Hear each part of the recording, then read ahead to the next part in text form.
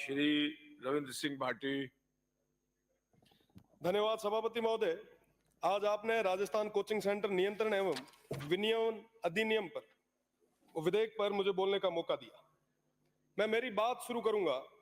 सैकड़ों युद्ध लड़े थे उन्होंने, 80 घाव लगे थे तन पे, फिर भी व्यथा नहीं थी मन में। उन लाइनों से साहब, राजस्थान का इतिहास बहुत गौरवशाली है और बड़ा दुख होता है जब राजस्थान के इतिहास को, उस गौरवशाली इतिहास को देश की सबसे बड़ी पंचायत में चैलेंज किया जाता है। प्रायोजक हैं cancer healer centre, a new beginning. और उसको लेके हम सब चुपचाप बैठे सुनते हैं। मुझे लगता है कि उन तमाम लोगों को मुंह तोड़ जवाब देने की जरूरत।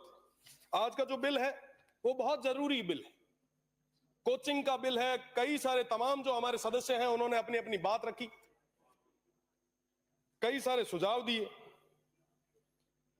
चर्चा शुरू हुई आत्महत्याओं को लेके कि हमारे जो युवा है, जो विद्यार्थी है, वो आत्महत्या क्यों कर रहे हैं। बिल कुछ और कह रहा है, सिचुएशन कुछ और है। आत्महत्या इसलिए हो रही है क्योंकि आज के समय में उन विद्यार्थियों पे, उन युवाओं पे, उन बच्चों पे जबरदस्ती वो तमाम चीजें थोप दी जा रही है। इसमें गलती किसकी? गलती है अभिभावकों की। साहब, माइतर है वही टाबरा ना संभाल है।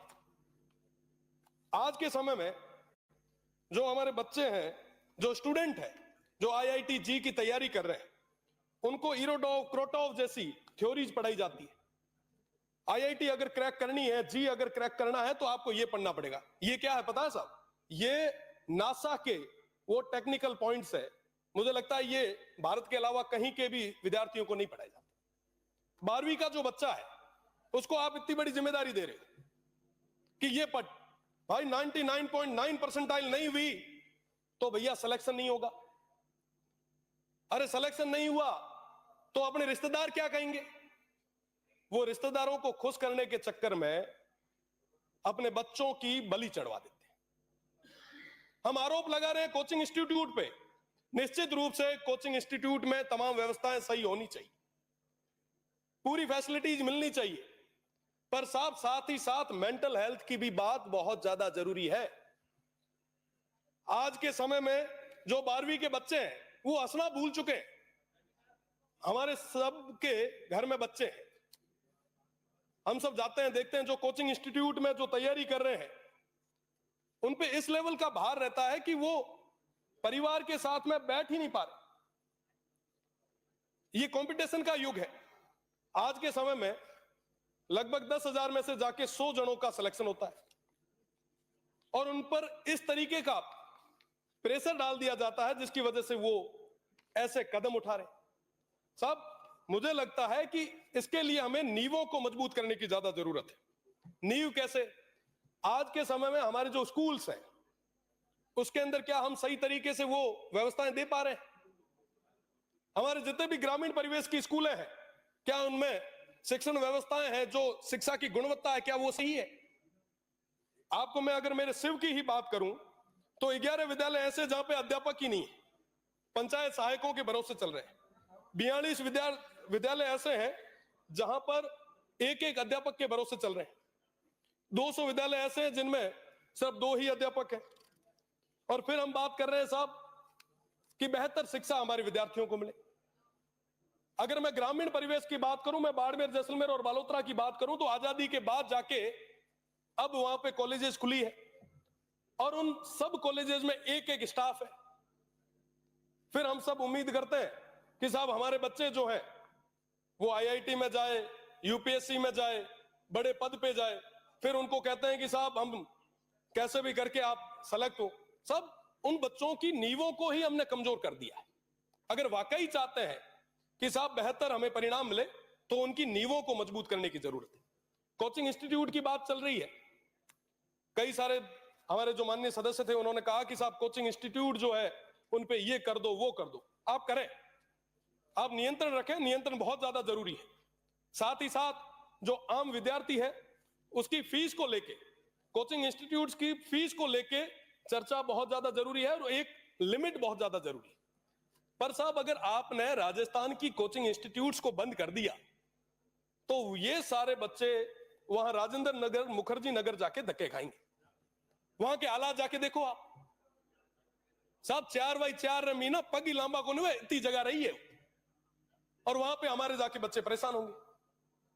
साहब आप अधिनियम लाएं, विधेयक लाएं, सब चीजें करें, पर साहब मेंटल हेल्थ को लेके कोई ना कोई विशेष कदम हमें उठाना होगा। बच्चों को इस तरीके से प्रेशर जो ये कर रहे हैं, ये प्रेशर कहीं ना कहीं कम होने की ज्यादा जरूरत है।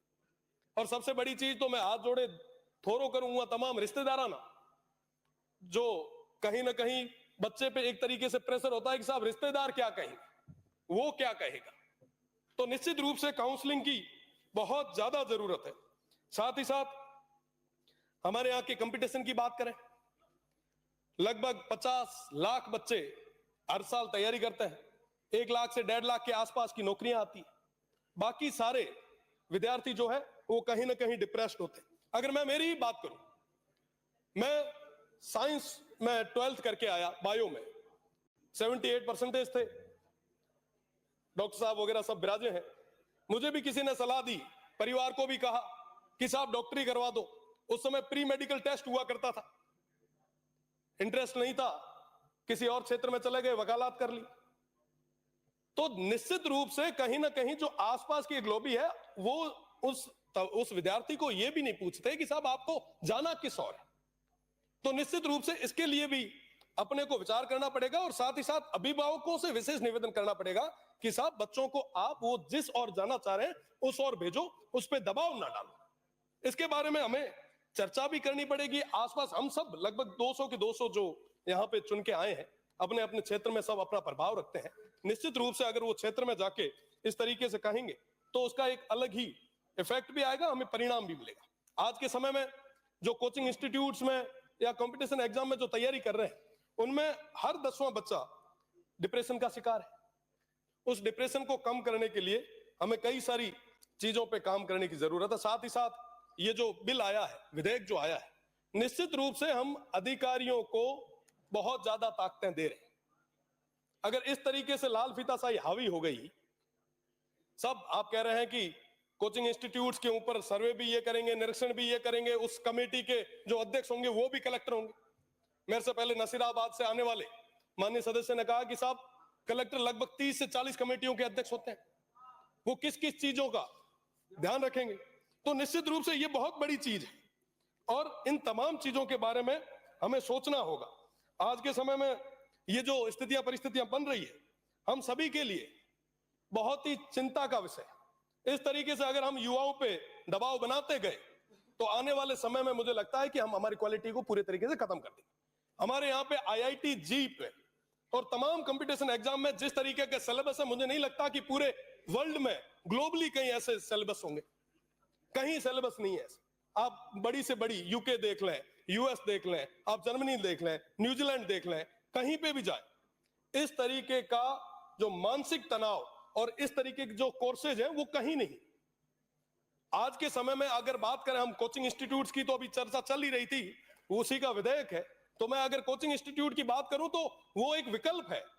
जब उसकी नींव मजबूत नहीं होती तो उसको जबरदस्ती उस विद्यार्थी को अपने लिए आगे वाले भविष्य के लिए कंपटीशन एग्जाम के लिए जाना पड़ता है। आज के समय में अगर आप इलेक्ट्रोल सिस्टम को खत्म कर दें, आप ये कहते हैं कि साहब एग्जाम के थ्रू MLA बन के आएंगे, तो मैं कह सकता हूं कि यहाँ पे कोचिंग खुल जाएगी MLA के लिए। तो निश्चित रूप से इन तमाम चीजों पे हमें चर्चा करने की जरूरत है कि मानसिक तनाव कैसे कम हो, हमारे विद्यार्थी जो है वो बढ़िया तैयारी कैसे कर पाए।